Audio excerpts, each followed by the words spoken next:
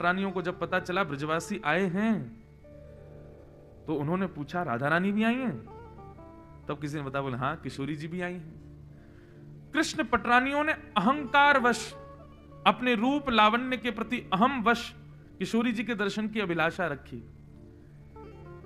हम त्रिभुवन सुंदर हैं, स्वर्ग की भी अप्सराएं भगवान की पटरानियों को देख करके घूंघट कर लेती हैं, इतनी सुंदर हैं भगवान की पत्नियां। आज समस्त त्रिभुवन लोक नायक श्री कृष्ण की पत्नियां श्री किशोरी जी का दर्शन करने जा रही हैं और इस अहंकार में जा रही हैं, क्या हमसे ज्यादा सुंदर है? बंधुओं, कल मैंने क्या बताया था, श्री जी हमारे ठाकुर जी दिखेंगे ना तो हो सकता है उसके बाद भी दोष आपके भीतर रहे, लेकिन श्री जी जिस दिन दिख गई ना उस दिन दोष टिक नहीं पाएगा आपके भीतर। ठाकुर जी के दर्शन करके तो हम दोषों से निवृत्त करने की प्रार्थना करते हैं, पर श्री जी के सामने प्रार्थना करनी नहीं पड़ेगी। आपको अगर श्री जी ने देख लिया तो दोष टिकेगा ही नहीं आपके भीतर, ऐसी कृपा है हमारी श्री जी की।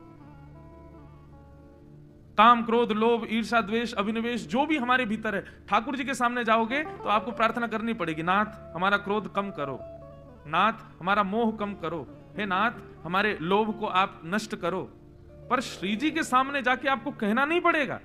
श्री जी यदि सामने आपको देख रही हैं तो जाती अनुभूति होगी कि आपका जो भी दोष था वो नष्ट हो गया।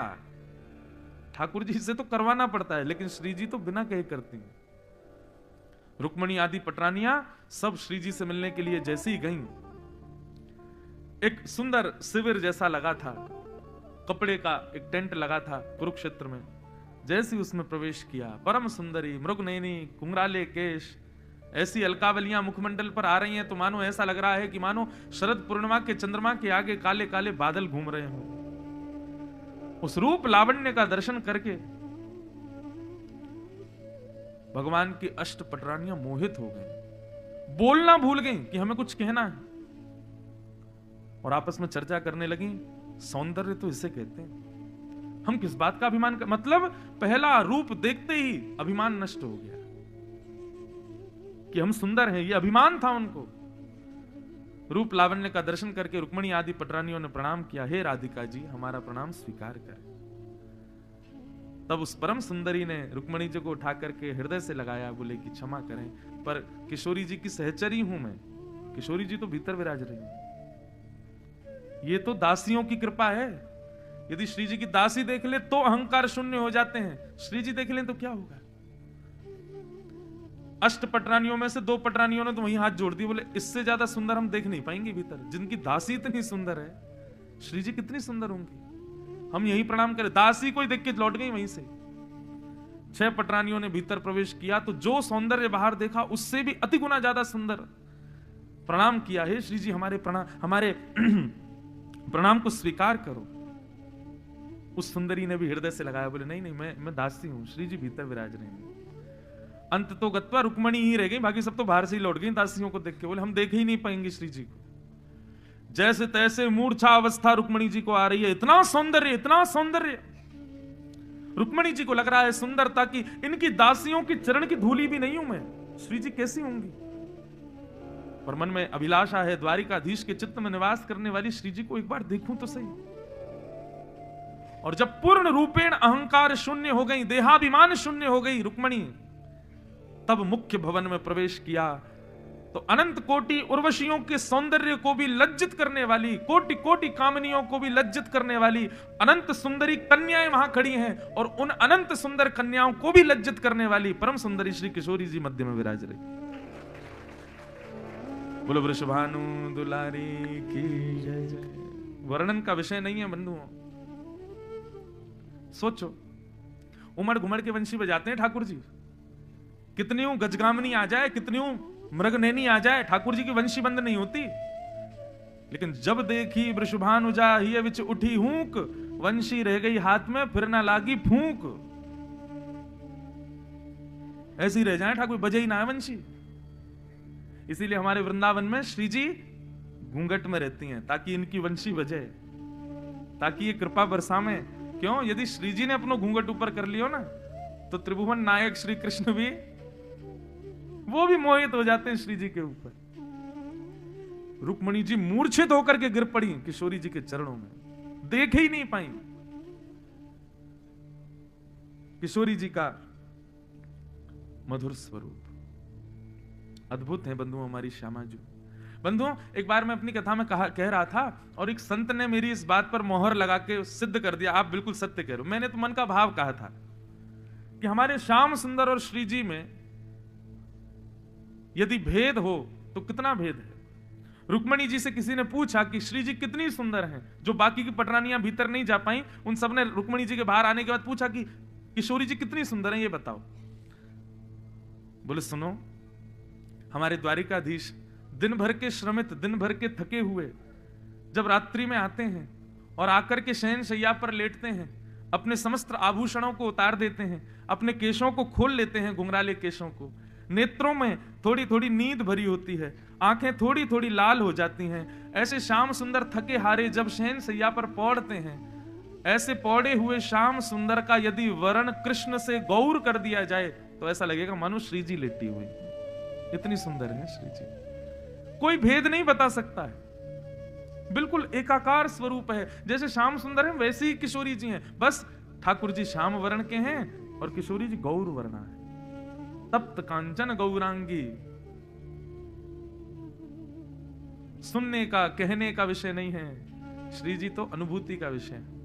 अनुभव करो, श्याम सुंदर को ध्याते रहो, एक दिन ध्याते ध्याते श्याम सुंदर ही किशोरी जी के रूप में प्रकट हो जाएंगे।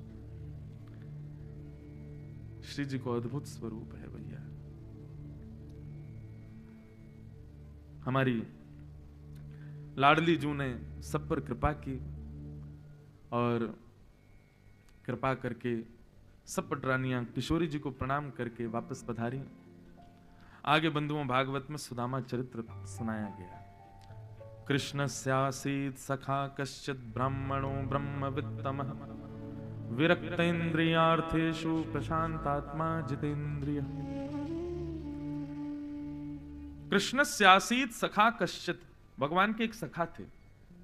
एक बात बताएं आपको, भागवत में सुदामा जी का नाम नहीं है, भागवत में राधा रानी का नाम नहीं है।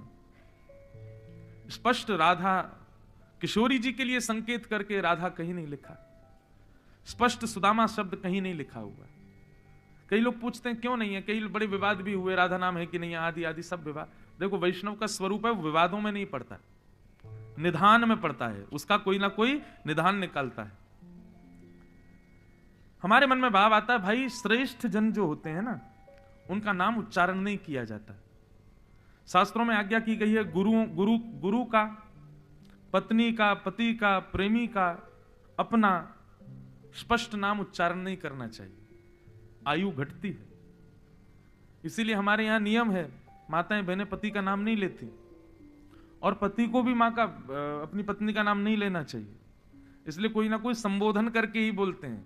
बच्चों की मां का नाम ऐसे करके बोलेंगे, मीनू की मां, इंद्रेश की मां, और मां जो है मतलब पत्नी जो है वो पति को कुछ भी कह के बुलाती है, ए जी, ओ जी, जो भी, सुनो जी।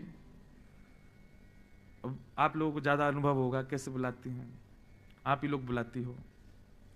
तो स्पष्ट नाम उच्चारण का विधान, लेकिन इसको लागू कर देते हैं माताओं के ऊपर, पर ये भाइयों के लिए भी है। माताओं का अपनी पत्नी का नाम नहीं बोलना चाहिए। हम जिससे बहुत स्नेह करते हैं उसका नाम उच्चारण स्पष्ट नहीं करना चाहिए। अपने गुरुजनों का स्पष्ट नाम उच्चारण नहीं करना चाहिए। एक संतान घर में है, उस अकेली संतान का नाम उच्चारण नहीं करना चाहिए। इसके शास्त्रों में कई भाव बताए गए। तो हमारे मन में यही भाव आया कि श्री वेदव्यास जी महाराज श्रेष्ठ मानते हैं, सुखदेव जी श्रेष्ठ मानते हैं सुदामा और श्री किशोरी जी को। भैया ये वो स्थिति के हैं कि इनका नाम हम लिख नहीं सकते, उच्चारण कर नहीं सकते। इसलिए भागवत में श्री जी और सुदामा जी का स्पष्ट नाम उच्चारण नहीं है। अति सम्मान जिसका होता है उसका नाम उच्चारण नहीं होता। तो सुदामा जी को केवल संकेत किया कि एक भगवान का सखा था, ब्राह्मण था, विरक्त था, प्रशांत था, बस गुणी गुण बताए, नाम नहीं लिखा। तो वैष्णव संत जनों ने विचार करके कह दिया कि भैया भगवान के सखा का नाम सुदामा। सुदामा जी, उनके अंदर 3 गुण हैं। पहला विरक्त इंद्रिय, दूसरा प्रशांत आत्मा, तीसरा जितेंद्रिय। ये 3 गुण जिसमें ठाकुर जी का वो सखा, जिसके हृदय में भी ठाकुर जी के प्रति मैत्री भाव है, जिसके भी हृदय में ठाकुर जी के प्रति सखा का भाव है, वो इन 3 चीजों का ध्यान रखे। पहली बात विरक्त इंद्रिय, इंद्रियों से विरक्त हो जाओ। विरक्त इंद्रिय का मतलब क्या है? मेरे हिसाब से विरक्त इंद्रिय का तात्पर्य कानों को वही बात सुनानी है जो कृष्ण संबंधी हो, आंखों को वही दिखाना है जो कृष्ण संबंधी हो, नासिका से वही सुगंधी लेनी है जो कृष्ण संबंधी हो, जिह्वा से वही स्वाद लेना है जो कृष्ण प्रसाद हो। समझ में आई बात? हम प्रत्येक इंद्रिय से सांसारिक वस्तु ग्रहण करते हैं, परंतु स्थिति ऐसी हो जाए कि जो कृष्ण संबंध ना होगा जिस वस्तु का, वो हम स्वीकार नहीं कर सकते। समझ में आई बात? यदि कोई कितनी भी अच्छी बातें कर रहा हो लेकिन उसमें कृष्ण संबंधी चर्चा नहीं है, चले जाओ। कोई कितना भी महंगा इत्र परफ्यूम ले आए लेकिन भगवत चरण सेवा उससे नहीं हो सकती हो, उसको स्वीकार मत करो नासिका से। कितना भी सुंदर दृश्य हो लेकिन ठाकुर जी युक्त ना हो, उसको मत देखो। हनुमान जी महाराज जब लंका गए ना, तो लंका देख करके बोले वाह कितनी सुंदर है, बड़ी प्यारी है, पर राम जी से युक्त नहीं है। जला दी, नष्ट कर दी पूरी। और पूरी लंका में केवल एक जगह बची जहां पर राम अंकित था, श्री विभीषण जी का घर। उसके अलावा कुछ छोड़ा ही नहीं। क्यों? बोले जो राम जी के नाम से अंकित नहीं, भाव से अंकित नहीं, कितनी भी सुंदर हो, व्यर्थ है, राख के समान है। इसका मतलब यह नहीं कि आप भी कुछ जला दो कि भाई इसे ठाकुर जी संबंध नहीं है, हनुमान जी ने जलाई लंका, हम भी जला दें इसको। कहने का अभिप्राय आंखें मूंद लो, जो भगवत संबंधी ना हो उसको क्या देखना। हर वस्तु वो ग्रहण करो जो प्रसाद हो। आपको पता है हमारे वृंदावन बिहारी लाल क्या पहनते हैं? बिहारी जी का दर्शन सबने किया है? बिहारी जी को देखो, हमारे राधा रमन जी को देखो, राधा वल्लभ जी को देखो, इनका श्रृंगार देख के कभी आपको यूं नहीं लगता कि ये तो हैं तो पुरुष, ये श्रृंगार करते हैं पूरा जो है माताओं वाला? क्यों? ऐसे पहनेंगे पूरी घाघर, उसके ऊपर फिर सिर पे गले में माला और पूरी ऐसी छोटी वोटी पूरी गूंथ गाथ के ठाकुर जी रहते हैं। क्यों? वृंदावन बड़ा रहस्यमय है बंधुओं। हमारे वृंदावन बिहारी लाल जी का जो श्रृंगार है ना, वो श्री जी का श्रृंगार धारण करते हैं। पहले श्री जी को पहनाया जाता है, जब श्री जी की वो प्रसादी हो जाती है तब बिहारी जी उसको पहनते हैं। नीचे पूरा घाघरा सा पहनेंगे, ऊपर बिल्कुल श्री जी जैसे वस्त्र धारण करेंगे। केवल अक्षय तृतीया के दिन पजामा पहनते हैं हमारे बिहारी जी, नहीं तो बाकी दिन तो उसी में श्री जी की तरह ही घूमते हैं। बिल्कुल श्री जी की प्रसादी जब हो जाती है तब उसको धारण करते हैं अपने ऊपर। बड़े बड़े भाव हैं भैया वृंदावन के। एक एक भाव का पुष्टिकरण यदि करने लग जाए तो पूरा समय वृंदावन रश्मि निकल जाए। ठाकुर जी भी श्री जी की प्रसादी बना करके पोशाक पहनते हैं, पर हम लोग हर उस वस्तु को स्वीकार कर लेते हैं जो ठाकुर जी से संबंधी ना हो। परंतु ठाकुर जी का सखा यदि बनना है तो ये एक नियम बना लीजिए, जो वस्तु ठाकुर जी को प्रदान ना की गई हो उसको हम स्वीकार नहीं करेंगे। चाहे वो जीव की हो, चाहे आंखों की हो, चाहे नाक की हो, चाहे कान की हो, चाहे वस्त्रों के भाव से हो, कुछ भी स्वीकार करो, पहले भगवत संबंधी उसको बनाओ, तभी स्वीकार करो। विरक्त इंद्रिय। दूसरा गुण है सुदामा जी का, प्रशांतात्मा। शांत नहीं, प्रशांत। ठाकुर जी को अत्यंत शांत रहने वाला प्रिय लगता है। आप देखो पंडरीनाथ भगवान शांत रहते हैं, बिहारी जी शांत रहते हैं, राधा रमन जी शांत रहते हैं, राधा वल्लभ जी शांति रहते हैं, कुछ बोलते करते नहीं। आप सबके घर में लड्डू गोपाल हैं, कैसे रहते हैं? शांति रहते हैं बेचारे। दाल में नमक ज्यादा डाल दो कुछ नहीं बोलेंगे, रोटी जला दो कुछ नहीं बोलेंगे, सब्जी में मिर्च कर दो ज्यादा कुछ नहीं बोलेंगे, चुपचाप खा लेंगे। ऐसा ही स्वभाव जब अर्चक का हो जाएगा, शांत, चाहे कैसी भी स्थिति जीवन में आ जाए, कभी मुख से एक शब्द ना बोले, प्रशांत हो जाए, तब ठाकुर जी की प्रतिमा बोलने लगती है। लेकिन ठाकुर जी शांत क्यों रहते हैं? क्योंकि हम बोलने देते नहीं, हम अपनी बातें खत्म करते नहीं। हम इतना बोलते हैं, एक एक स्थिति को ठाकुर जी के सामने कह देते हैं, ऐसा क्यों कर दिया, ये दुख क्यों, ये सुख क्यों, हर वस्तु को बोलना नहीं। ठाकुर जी की तरह आप भी प्रशांत हो जाओ। बस जब बोलो सो हरि कथा, जब कहो सब हरि चर्चा, प्रशांत। तो पहला लक्षण विरक्त इंद्रिय, दूसरा लक्षण प्रशांत आत्मा, तीसरा लक्षण जितेंद्रिय। अपनी इंद्रियों को जीतो। इंद्रिय कोई इच्छा प्रकट करे बंधुओं, अभी जीव की इच्छा हो रही रसगुल्ला खाना है और आपने तुरंत फोन करके और ऑर्डर कर दिया रसगुल्ला, तो निश्चित मानो आपकी जीभ बहुत बिगड़ जाएगी। आपकी जीभ ने इच्छा प्रकट की रसगुल्ला खिलाओ, लेकिन आपने घर में ही रखे गुड़ को खा लिया, तो जीभ को ये इंडिकेशन मिल जाएगा ये मेरे वश में नहीं है। मैं कह रहा था इसको रसगुल्ला खिलाओ, ये गुड़ खिला रहा है। मैं कह रहा था इसको आलू की सब्जी खिलाओ, ये करेला खिला रहा है। इंद्रिय जो मांगे उसको विपरीत वस्तु प्रदान करो, उससे क्या होगा, मन को ये बात पता चल जाएगा कि ये मेरे वश में नहीं है, मैं इसके वश में हूं। क्यों? मैं जैसा कहता हूं ये करता ही नहीं है। इसको कहते हैं इंद्रिय दमन। इंद्रियों को दबाओ। इंद्रिय जो इच्छा प्रकट करे उसके विपरीत वस्तु उसको दो। उससे क्या होगा, धीरे धीरे इंद्रिय निग्रह हो जाएगा, धीरे धीरे इंद्रियों की इच्छाएं समाप्त हो जाएंगी। ये सुदामा जी के लक्षण है बंधु। और सुदामा जी के लक्षण मतलब भगवान के सखा के लक्षण। ये 3 लक्षण जिसमें आ गए, ठाकुर जी उसको सखा बना लेते हैं। सुदामा जी महाराज नित्य नेत्र बंद करके भगवान का दर्शन वहीं बैठे बैठे करते हैं, परंतु आज पत्नी ने हठ पूर्वक कहा जाओ द्वारिका, मेरी सौगंध है जाओ।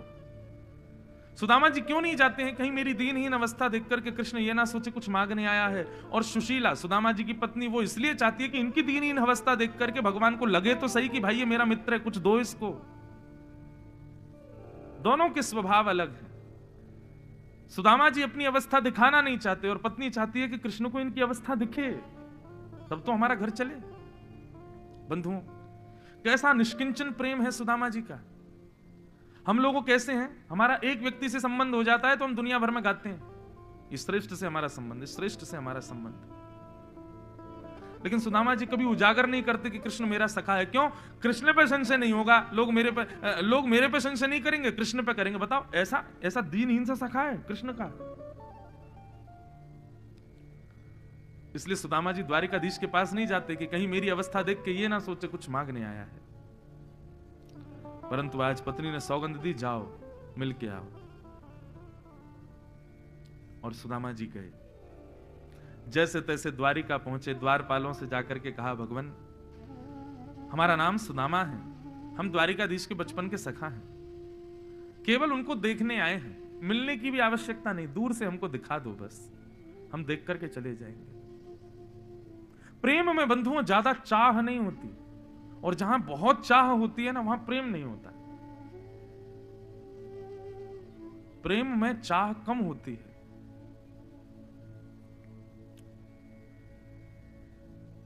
सुदामा जी को ज्यादा चाह नहीं कि कृष्ण मुझे मिले, मुझे बैठाए, सबको दिखाए कि देखो मेरा सखा। सुदामा जी तो कहते हैं कोई खिड़की देख लो भैया, द्वारिका में ऐसी कोई खिड़की हो जहां से कन्हैया चलता फिरता दिख जाए, एक झलक देखते ही मैं वापस चला जाऊंगा। मुझे आवश्यकता नहीं कि उसके सामने मुझे बैठाओ, उसे बताओ कि भैया मैं आया हूं, मैं केवल उनको देखना चाहता हूं। कैसे निष्किंचन हैं श्री सुदामा जी। बंधुओं, मैं कथाओं में कहा करता हूं, हम चतुर बनने में कोई कमी नहीं छोड़ते। हम कितने चतुर बनते हैं, लेकिन ठाकुर जी को चतुर लोग बिल्कुल प्रिय नहीं। जो सहज है, जो सरल है, जो निष्किंचन है, जो भोला है, ऐसा व्यक्ति ठाकुर जी को बहुत प्रिय है। ज्यादा चतुराई में रहने वाले लोग संसार के प्रिय हो सकते हैं, लेकिन ठाकुर जी के प्रिय नहीं बन पाएंगे। द्वारपालों ने जाकर के जैसे ही भगवान को बताया कि द्वार पर एक दीनहीन सा ब्राह्मण आया है, आपको अपना बचपन का सखा बता रहा है, उसने अपना नाम सुदामा बताया है। सुदामा नाम सुनते ही ठाकुर जी स्तब्ध हो गए। बोले तुम उनको द्वार पर ही छोड़ा है, लेके नहीं आए? मेरे मित्र सखा सुदामा आए हैं।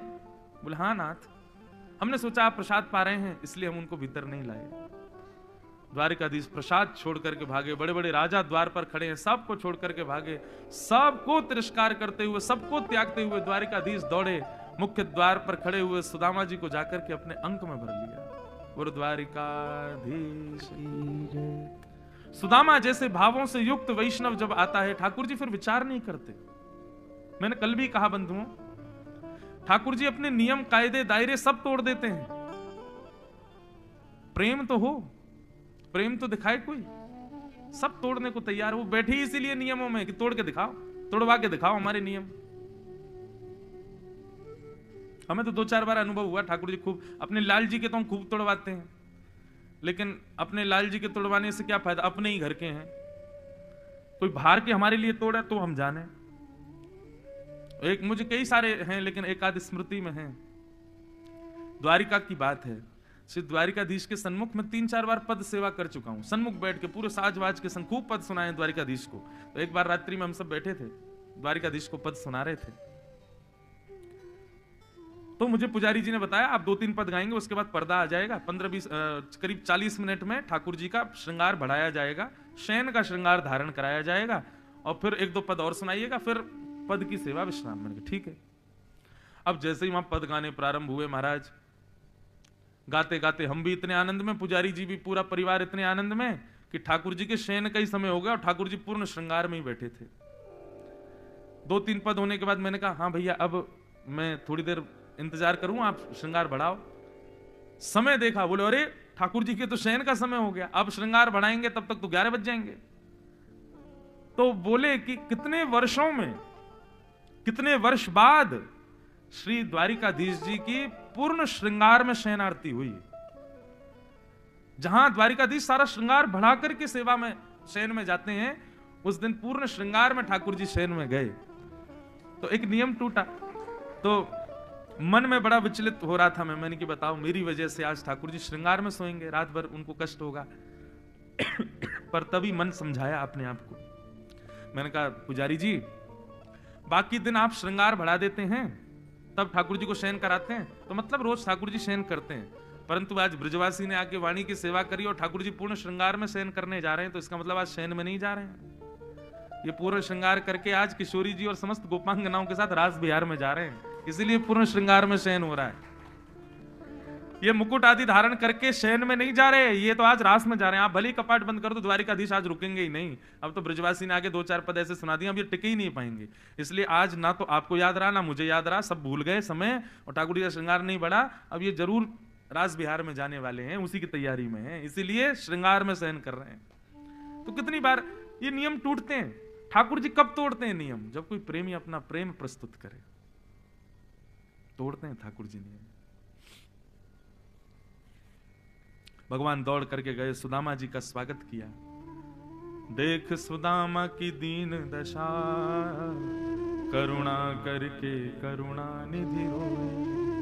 पानी परात को हाथ छुयो ने, नैनन के जल सो पग धोए।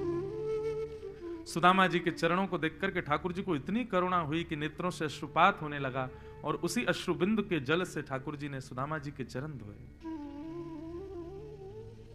रुक्मणी जी को दे दिया, जाओ पूरी द्वारिका में इस जल का छिड़काव कर देना। तो सुदामा जी की चरण दल है, हमारी द्वारिका पवित्र हो जाएगी।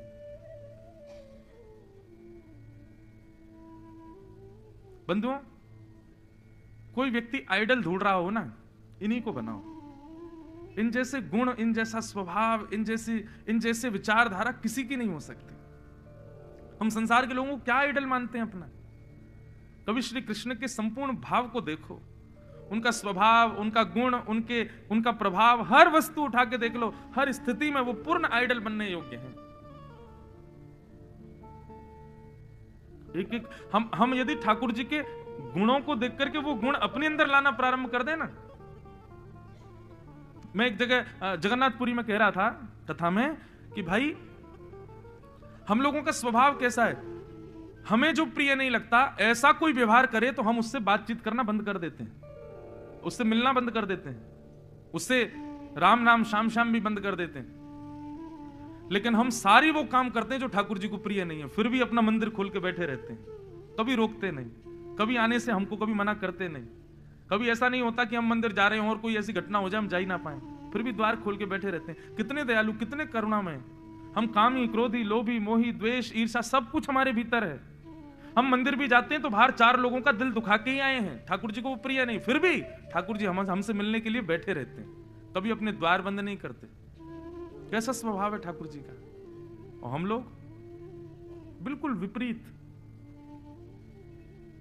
एक काम अनुचित हो जाए हमारे हृदय के, बस सारे रिश्ते नाते तोड़ देते हैं। ठाकुर जी से सीखो क्षमा करना, बहुत क्षमा करते हैं ठाकुर जी। जो लोग प्रायश्चित करते हैं ना अपने पापों का, प्रायश्चित में क्या करते हैं? पत्र, पुष्प, फल यही चढ़ा देते हैं। बताओ, उससे ठाकुर जी राजी भी हो जाते हैं। यहां किसी को मनाना हो तो हम गाड़ी गिफ्ट कर रहे हैं, उसको ना जाने कितने महंगी वस्तुएं गिफ्ट कर रहे हैं, तब भी वो मानता नहीं है। और यहाँ ठाकुर जी को हार पहना दो, माला पहना दो, इससे ही खुश हो गए, चल ठीक है, तेरे सारे दोष खत्म, हम तुझसे प्रसन्न हैं, राजी। कितने सरल हैं ठाकुर जी।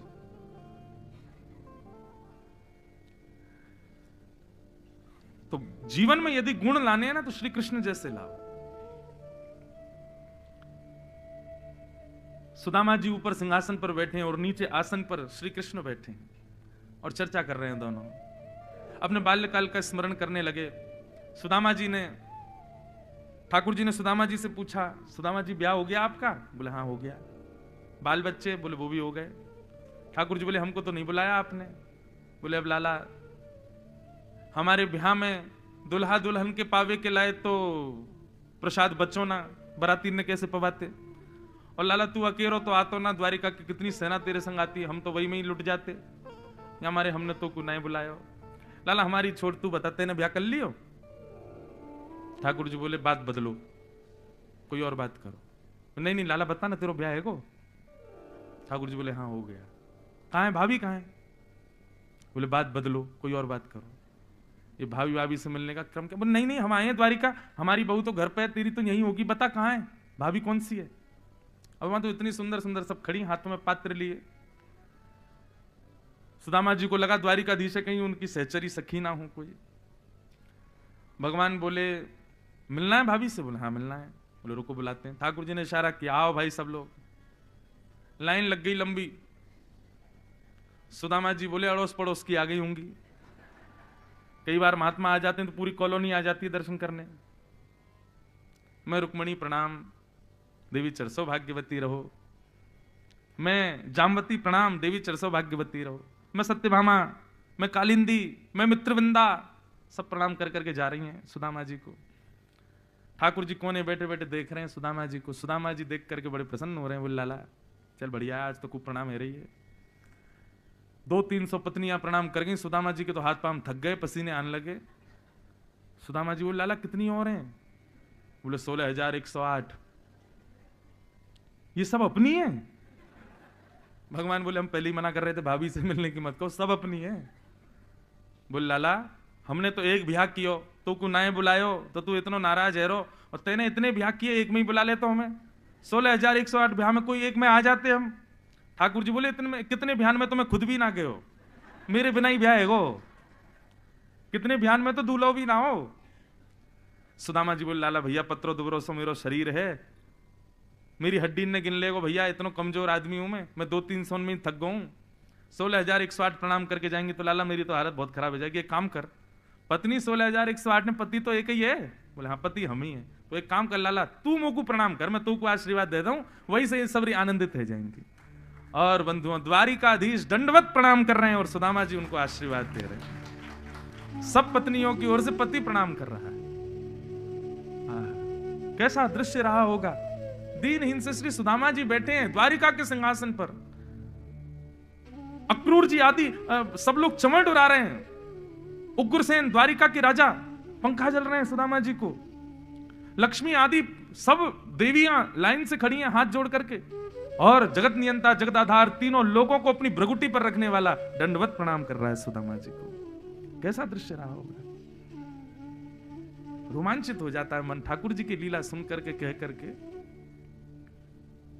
सुदामा जी ने ठाकुर जी को उठा के हृदय से लगाया। बंधुओं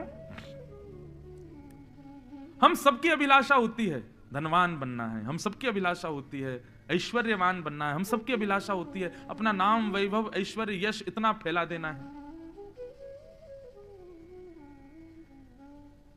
सुदामा जी जैसी हमारी भक्ति हो, भक्तिवान हम बने, ऐसी अभिलाषा किसी की नहीं होती।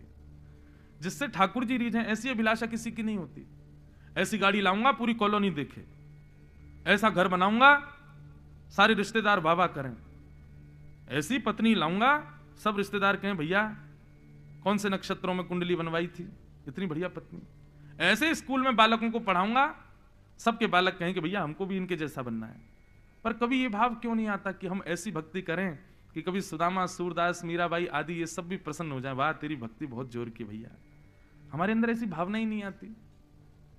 हम केवल संसार को रिझाने मनाने और उन्हीं को लुभाने में लगे हैं। कभी ऐसी भावना क्यों नहीं आती कि श्री राधारमन लाल जी हमसे रीझ हैं, श्री राधारमन लाल जी हमसे आनंदित हो जाएं। हम सब उस मिथ्या संसार को ही खुश करने में क्यों लगे रहते हैं? कभी ठाकुर जी की प्रसन्नता का भाव हृदय में क्यों नहीं रखते? सुदामा जी के पास वो कुछ भी नहीं था जो आज का मानव चाहता है, परंतु देखो दृश्य, स्वयं ठाकुर जी उनके चरणों में लेटे, लक्ष्मी हाथ जोड़ करके खड़ी है, अक्रूर आदि सब सैनिक चमड़ उड़ा रहे हैं और द्वारिका के प्रमुख सिंहासन पर सुदामा जी बैठे। भगवान ने सुदामा जी को खूब संपत्ति प्रदान की। सुदामा जी ने पत्नी से कहा, भैया देखो, ये द्वारिकाधीश ने इतने बड़े बड़े बड़े महल बना के दे दिए, अब महलों में भजन तो होते नहीं। देखो एक बात कहें स्पष्ट, बुरा नहीं मानिएगा, बहुत व्यवस्थाओं में भजन नहीं होता। मैं जब पढ़ता था ना अपने गुरुजी से, आज भी पढ़ता हूं, अभी भी समय मिलता है तो गुरुजी पढ़ाने आते हैं, तो पहले जब गुरुजी मेरे को पढ़ाने आते थे तो मैं क्या करता था, अपने कमरे में बढ़िया बिस्तर के ऊपर चौकी लगा, चौकी के ऊपर कपड़ा बिछा, उसके ऊपर भागवत जी सजा के, तुलसी जी रख, ये रख वो रख, इतनी व्यवस्थाएं करी। गुरुजी आकर के हमको सीधा यही बोले, इतनी व्यवस्थाओं में कभी नहीं पढ़ पाओ। मैंने कहा तो गुरुजी कैसे पढ़े? बोले बिल्कुल अकिंचन निष्किंचन होकर के पढ़ो, तभी तुम्हारा अध्ययन हो पाएगा। तब ये सूत्र हमारे गुरुदेव से प्राप्त हुआ कि भाई बहुत व्यवस्था में भक्ति नहीं हो सकती। जो बहुत व्यवस्थाओं में रहता हो, बहुत व्यवस्थित जीवन जीता हो, ऐसे गद्दे पर सोना, ऐसा एसी लगेगा, ऐसी लाइट, ऐसा व्यवस्था, ऐसा कमरा, ऐसा ये, वो भजन नहीं कर सकते। भजन तो उसी का हो सकता है जो व्यवस्थाओं में रहता हो। हमारे वृंदावन में एक महाराज जी थे, वो क्या करते थे पता है? गद्दा लाए खरीद के, उसको फाड़ के उसमें से सारी रुई निकाल दी, उसमें कंकड़ भर दिए और कंकड़ भर के उस गद्दा पे बैठ गए। किसी ने आके पूछा, बोले बाबा जी कहा की हो तुमने? बोले भैया देखो है तो गद्दा, लेकिन कंकड़न को गद्दा है, भीतर से चुभ रहो है। तो बोले अगर रुई के गद्दा पे बैठेंगे तो जब नींद नहीं आनी होगी तब भी आ जाएगी, लेकिन ये कंकड़ को गद्दा है, यहाँ पे नींद तभी आएगी जब बहुत अति आ जाएगी, जब बिल्कुल ऐसी स्थिति हो जाएगी कि अब तो कंकड़ पे ही नींद आ रही है, तभी नींद आएगी, उसके अलावा नींद आएगी नहीं। उतनी देर भजन तो बनता रहेगा कम से कम। अब गद्दा पे बैठे हो, सोफा पे बैठे हो, तब तो कथा है रही हो महाराज और उबासी ले रहे हैं, ऐसा स्वर आवे कभी कभी तो मुझे लगा कोई बंसी में कोई स्वर आया, लेकिन पता चला नहीं, एक सज्जन ने उबासी ली है। इतनी व्यवस्थाओं में कथा सुनी जाती है, इतनी व्यवस्थाओं में भजन होता है ना? व्यवस्थाओं में भजन कथा नहीं हो सकती। कथा सुननी है, भजन करना है, भगवत प्राप्ति करनी है तो थोड़ा व्यवस्थाओं का त्याग करना पड़ेगा। एक आसन पर बैठना पड़ेगा, मेरुदंड सीधा रखना पड़ेगा, मन बुद्धि चित्त सब एक समान करने पड़ेंगे, 4 घंटे अन्न जल का त्याग करना पड़ेगा, मन बुद्धि को एकाग्र करना पड़ेगा, तभी हो पाएगा।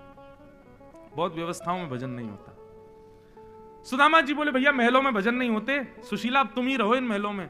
जैसे ही सुदामा जी जाने लगे, इतने में द्वारिकाधीश प्रकट हो गए और सुदामा जी से बोले यदि महल में कृष्ण संग रहे तो भजन हो जाएगा। सुदामा जी रहो इन महलों में, वचन देता हूं मैं आपके संग रहूंगा, संग रहूंगा तो भजन बनेगा। और ऐसे सुदामा जी को ठाकुर जी ने अत्यंत संपत्ति दी, परंतु भक्ति युक्त संपत्ति प्रदान करके आनंदित किया। बोलो भक्तवत्सल भगवान की जय।